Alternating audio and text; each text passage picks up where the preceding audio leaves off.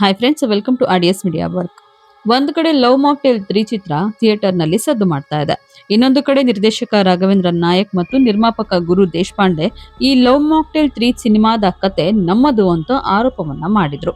ಇವರು ಆರೋಪ ಮಾಡಿರುವಂತಹ ಬೆನ್ನಲ್ಲೇ ಡಾರ್ಲಿಂಗ್ ಕೃಷ್ಣ ಅವರು ಇವರಿಬ್ಬರಿಗೂ ಕೂಡ ನಾನು ಲೀಗಲ್ ಆಗಿ ಉತ್ತರವನ್ನ ಕೊಡ್ತೀನಿ, ನೋಟಿಸ್ ಅನ್ನ ಕಳಿಸ್ತೀನಿ ಅಂತ ಕೂಡ ಹೇಳ್ಕೊಂಡಿದ್ರು. ಇದೀಗ ಈ ಬಗ್ಗೆ ಮತ್ತೆ ಗುರು ದೇಶಪಾಂಡೆ ಮತ್ತೆ ರಾಘವೇಂದ್ರ ನಾಯಕ್ ರಿಯಾಕ್ಟ್ ಅನ್ನ ಮಾಡಿದ್ದಾರೆ. ಸ್ಯಾಂಡಲ್ವುಡ್ ನಲ್ಲಿ ಈಗ ಕತೆ ಕದ್ದಿರುವಂತಹ ವಿವಾದ ಇದ್ದಿದ್ದು, ಈ ಒಂದು ವಿವಾದಕ್ಕೆ ಒಬ್ಬ ನಿರ್ದೇಶಕ ಮತ್ತೆ ನಿರ್ಮಾಪಕ, ಅದೇ ರೀತಿಯಾಗಿ ಮತ್ತೊಬ್ಬ ನಟ ನಿರ್ದೇಶಕ ನಿರ್ಮಾಪಕರು ಕೂಡ ಆಗಿರುವಂತಹ ಡಾರ್ಲಿಂಗ್ ಕೃಷ್ಣ, ಈ 3 ಜನರ ನಡುವೆ ಈಗ ಒಂದು ವಿವಾದ ಎದುಳ್ತಾನೆ ಇದೆ.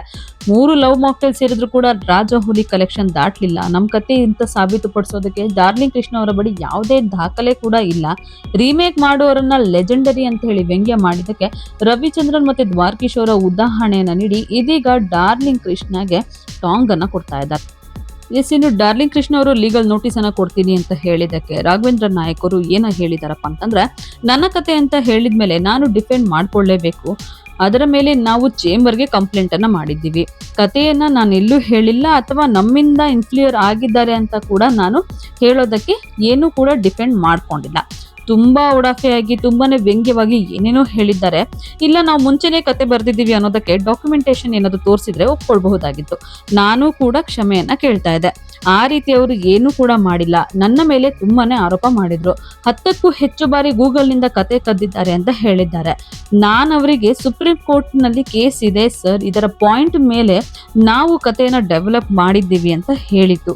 ಗೂಗಲ್ ನಿಂದ ಕತೆ ಕದಿಯುವಂತಹ ಅವಶ್ಯಕತೆ ಇಲ್ಲ.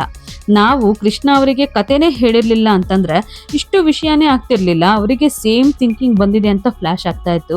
ಸಮರ್ಥನೆ ಮಾಡ್ಕೊಳ್ಳೋದಕ್ಕೆ ಅವರ ಹತ್ರ ಏನೂ ಇಲ್ಲ ಅನ್ನೋ ಕಾರಣಕ್ಕೆ ಜಸ್ಟಿಫಿಕೇಶನ್ ಅನ್ಸುತ್ತೆ ಬಿಟ್ರೆ ಏನೂ ಕೂಡ ಇಲ್ಲ ಅಂತ ಡಾರ್ಲಿಂಗ್ ಕೃಷ್ಣ ವಿರುದ್ಧ ರಾಘವೇಂದ್ರ ನಾಯಕ್ ಕಿಡಿಕಾರಿದ್ದಾರೆ.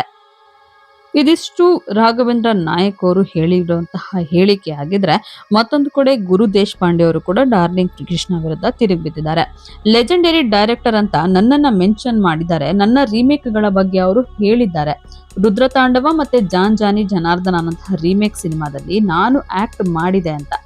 ನಿಮ್ಗೆ ಅವತ್ತು ಅದು ರೀಮೇಕ್ ಅಂತ ಗೊತ್ತಿರ್ಲಿಲ್ವಾ ಅಂತ ಡಾರ್ಲಿಂಗ್ ಕೃಷ್ಣಗೆ ಪ್ರಶ್ನೆಯನ್ನ ಮಾಡಿದ್ದಾರೆ. ಅವತ್ತು ನಿಮ್ಗೆ ರೀಮೇಕ್ ಮಾಡುವಂತಹ ಅವಶ್ಯಕತೆ ಇತ್ತು, ಮಾಡಿದ್ದೀರಾ. ಇವತ್ತು ನಿಮ್ಗೆ ಲವ್ ಮಾಕ್ಟೇಲ್ ಅಂತಹ ಒಂದು ಸಿನಿಮಾ ಹಿಟ್ ಆದ್ಮೇಲೆ ರೀಮೇಕ್ ಮತ್ತು ರೀಮೇಕ್ ಡೈರೆಕ್ಟರ್ಗಳು ನಿಮ್ಗೆ ಬೇಡ ಅಂತ ನೀವು ಡಿಸೈಡ್ ಆಗ್ಬಿಟ್ಟಿದ್ದೀರಾ. ಅದಕ್ಕೋಸ್ಕರ ನೀವು ಈ ತರ ಮಾತಾಡ್ತಾ ಇದ್ದೀರಾ. ಲೆಜೆಂಡರಿ ಡೈರೆಕ್ಟರ್ ಅಂತ ಯಾಕೆ ಅವರ ಬಾಯಲ್ಲಿ ಬಂತು ಅಂತ ನನಗ್ ಗೊತ್ತಿಲ್ಲ ಅಂತ ಕಿಡಿಕಾರಿದ್ದಾರೆ. ಅಷ್ಟೇ ಅಲ್ಲ, ಅತಿ ಹೆಚ್ಚು ರೀಮೇಕ್ ಗಳನ್ನ ಮಾಡಿರುವಂತಹ ದ್ವಾರಕೀಶ್ ಅವರು ಕೂಡ ಲೆಜೆಂಡರಿ ಇದ್ದಾರೆ. ಅತಿ ಹೆಚ್ಚು ರೀಮೇಕ್ ಮಾಡಿರುವಂತಹ ರವಿಚಂದ್ರನ್ ಕೂಡ ಲೆಜೆಂಡರಿ ಇದ್ದಾರೆ. ಸುದೀಪ್ ಸರ್ ಮಾಡಿದ್ದಾರೆ. ತುಂಬಾ ಜನ ರೀಮೇಕ್ ಸಿನಿಮಾಗಳನ್ನ ಮಾಡಿದ್ದಾರೆ. ನನ್ನ ರಾಜಹುಲಿ ಒಂದು ಸಿನಿಮಾದ ಕಲೆಕ್ಷನ್ ಮತ್ತು ಅದು ಗಳಿಕೆ ಮಾಡಿರುವಂತಹ ಹಣ ಇವರು 3 ಲವ್ ಮಾಕ್ಟೇಲ್ ಸೇರಿದ್ರು ಆಗೋದಿಲ್ಲ. ಆ ಸಿನಿಮಾ 2013 ರಾಜಹುಲಿ ಮೂಲಕ ನಾವು ಅಷ್ಟು ದೊಡ್ಡ ಸಕ್ಸಸ್ ಅನ್ನ ಕೊಟ್ಟಿದ್ದೀವಿ ಅಂತ ಹೇಳಿ ಗುರು ದೇಶಪಾಂಡೆ ಅವರು ಹೇಳ್ಕೊಂಡಿದ್ದಾರೆ. ಅಷ್ಟೇ ಅಲ್ಲ, ಗುರು ದೇಶಪಾಂಡೆ ಅವರ ಒಂದು ಫ್ರೆಂಡ್ಶಿಪ್ ಬಗ್ಗೆ ಕೂಡ ಡಾರ್ಲಿಂಗ್ ಕೃಷ್ಣ ಮಾತಾಡಿದ್ರು. ಅವರ ಜೊತೆ ಫ್ರೆಂಡ್ಶಿಪ್ ಮಾಡಿದ್ರೆ ಮನೆಗೆ ಸೇರಿಸಲ್ಲ ಅಂತ ಡಾರ್ಲಿಂಗ್ ಕೃಷ್ಣ ಅವರು ಕೂಡ ಹೇಳ್ಕೊಂಡಿದ್ರು. ಸೊ ನನ್ನ ಹೆಂಡತಿ ಆ ವಿಡಿಯೋವನ್ನ ನೋಡ್ತಾ ಇದ್ಲು. ರುದ್ರತಾಂಡವ ಮತ್ತೆ ಜಾನ್ ಜಾನಿ ಜನಾರ್ದನ್ ಸಿನಿಮಾ ಮಾಡಬೇಕಾದ್ರೆ 25 ಸಿನಿಮಾಗಳು ಮಾಡಿರುವಂತಹ ಅಜಯ್ ರಾವ್ ಅವರು ಲೂಸ್ ಮಾದ ಯೋಗಿ ಅವರ ಜೊತೆಗೆ ನೀವೊಂದು 5 ಸಿನಿಮಾ ಮಾಡಿರೋರಿಗೆ ಪ್ರೊಡ್ಯೂಸರ್ ಮತ್ತೆ ನಾನು ಚಾನ್ಸ್ ಕೊಟ್ಟಾಗ ನೀವೆಷ್ಟು ಸಲ ಕೇಳ್ಕೊಂಡಿದ್ರಿ ಈ ಸಿನಿಮಾಗೆ ನನ್ನನ್ನು ಕೂಡ ಕಾಸ್ಟ್ ಮಾಡಿ ಅಂತ. ನಿಮಗ್ ನೆನಪಿದ್ಯಾ ಅದು? ಲವ್ ಮಾಕ್ಟೇಲ್ ಸಕ್ಸಸ್ ನಿಮ್ಮನ್ನ ಇಷ್ಟೊಂದು ಬದಲಾವಣೆ ಮಾಡ್ಬಿಟ್ಟಿದೆ ಅಂತ ಹೇಳಿ ಗುರು ದೇಶಪಾಂಡೆ ಅವರು ಡಾರ್ಲಿಂಗ್ ಕೃಷ್ಣ ಅವ್ರನ್ನ ಹಿಗ್ಗ ಮುಗ್ಗ ಜಾಡ್ಸಿದ್ದಾರೆ.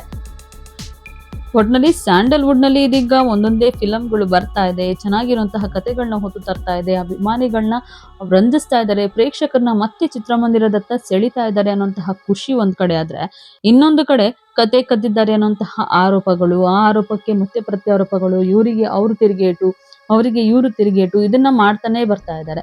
ಸೊ ಈ ಒಂದು ವಿಚಾರ ಇನ್ನು ಎಲ್ಲಿಗೆ ಹೋಗಿ ಮುಟ್ಟುತ್ತೋ ಗೊತ್ತಿಲ್ಲ. ಕೋರ್ಟಲ್ಲಿ ಇತ್ಯರ್ಥ ಆಗುತ್ತೋ ಇಲ್ಲ ಯಾವಾಗ ಫುಲ್ ಸ್ಟಾಪ್ ಬೀಳುತ್ತೋ ಕಾದ್ ನೋಡ್ಬೇಕಿದೆ.